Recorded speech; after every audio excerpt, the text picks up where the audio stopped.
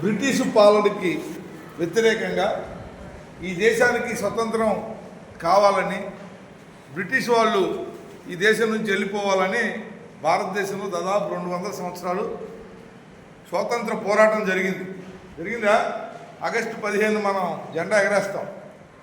ఏదైతే ఏమి ఇప్పుడు ఆ చరిత్ర అంతా చెప్పుకోవడానికి మనకి టైం లేదు కాబట్టి 1947 ఆగస్టు 15 మనకి స్వతంత్రం వచ్చిందని మనం బ్రిటిష్ వాళ్ళు వెళ్ళిపోయే క్రమంలో ఆనాడు భగత్ సింగ్ లాంటి యువకులు పెద్ద ఎత్తున స్వాతంత్రోద్యమంలో, దేశ స్వాతంత్రంలో పాల్గొన్నారు. బ్రిటిష్ సామ్రాజ్యవాదానికి వ్యతిరేకంగా జరిగిన పోరాటం ఈ దేశంలో మహత్తరమైన జాతీయ ఉద్యమం. నల్లవాళ్ళ పైన తెల్లవాళ్ళ బానిసత్వం. తెల్లవాళ్ళు మన దేశానికి వచ్చి మనల్ని బానిసలుగా చూసేవారు. ఈ బానిసత్వానికి వ్యతిరేకంగా ఈ దేశంలో అనేక మంది తిరుగుబాటు చేశారు, పోరాటాలు చేశారు. దాంట్లో భగత్ సింగ్ చాలా ప్రముఖమైన పాత్ర. చిన్న వయసులో 1931 మార్చి 23వ తారీఖున ఆయన్ని ఉరితీశారు బ్రిటిష్ ప్రభుత్వం.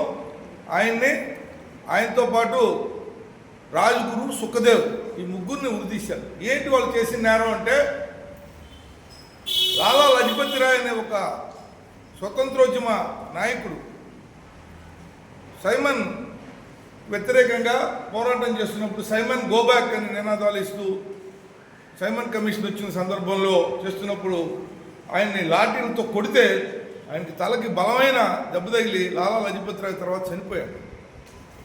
దాన్ని చూసిన భగత్ సింగ్, సుఖదేవ్, రాజ్గురు కడుపు రగిలిపోయి ఆవేశంతో వాళ్ళని తుపాకీ పెట్టి కాల్చి చంపేశారు ఆ పోలీస్ ఆఫీసర్.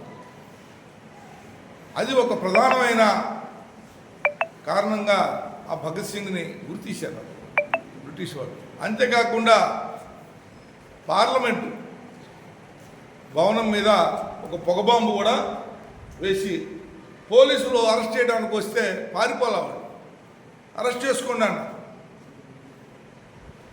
అలాగే భగత్ సింగ్ యొక్క గొప్పతనం ఏంటంటే, ఆయన అడిగితే అవకాశం ఉంటే క్షమాభిక్ష పెట్టేవారే కానీ ఆయన క్షమాభిక్షకి ఒప్పుకోవాలి. భగత్ సింగ్ని మనం ఎందుకు చెప్పుకుంటామంటే, యువకుల్లో ఒక ధైర్య సాహసాలకు, ఒక దేశభక్తికి భారతదేశంలో ఎవరంటే భగత్ సింగ్ పేరు ముందుకు వస్తుంది. ధైర్య సాహసాలు అంటే బానిస మనస్తత్వం కాకుండా, నీ బాంచను కాలు మొక్కుతాననే పద్ధతిలో కాకుండా, ఎవరికి భయపడకుండా తన వ్యక్తిత్వం, అలాగే మంచి సమాజం ఉండాలి, అందరూ బాగుండాలి అని ఒక మంచి సామ్యవాద సిద్ధాంతాన్ని నమ్మిన గొప్ప యువకుడు, ధైర్యవంతుడు. మీరు జనగణమన తెలుసు కదా? జనగణమన ఎవరు రాశారు? ఆయన ఒక పోయం ఉంది. ఆయన ఏం కోరుకుంటాడంటే, ప్రతి మనిషి కూడా అలా జీవించాలి.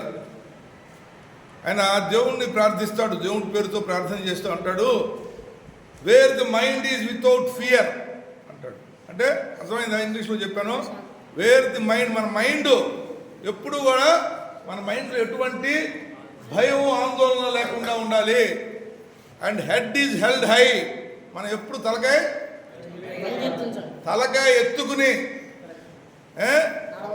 ఎటువంటి భయం లేకుండా జీవితాన్ని గడిపే, ప్రతి మనిషికి ఆ విధమైన జీవితాన్ని గడిపే వరం ఇవ్వమని దేవుణ్ణి కోరుతాడు రవీంద్రనాథ్. భగత్ సింగ్ ఆ విధమైన జీవితాన్ని గడిపే క్రమంలో ఈ సమాజంలో ఆయన్ని బ్రిటిష్ వాళ్ళు, సామ్రాజ్యవాదులు కాల్చేశారు. మనిషి డబ్బు కాదు ముఖం, ఆత్మవిశ్వాసంతో బతకాలి. అవునా? ఉండాలా? మన అందరూ గౌరవించాలి కదా, మనం అందరినీ గౌరవించాలి, మనని గౌరవించాలి. సరే, తిండి, బట్ట, గుడ్డ అంటే కష్టపడతాం. ప్రతి మనిషి కష్టపడాలి. కష్టపడకుండా సోమరిపోతులాగా ఉండాలని భగత్ సింగ్ కోరుకోవాలా, మనం కోరుకోవాలా. కానీ మనం కష్టపడి జీవించే క్రమంలో మన మీద ఒకళ్ళు పెత్తనాన్ని మానవుడు మనము బానిసలాగా కాకుండా ఒక వ్యక్తిత్వం ఉన్న మనిషిగా జీవించాలి.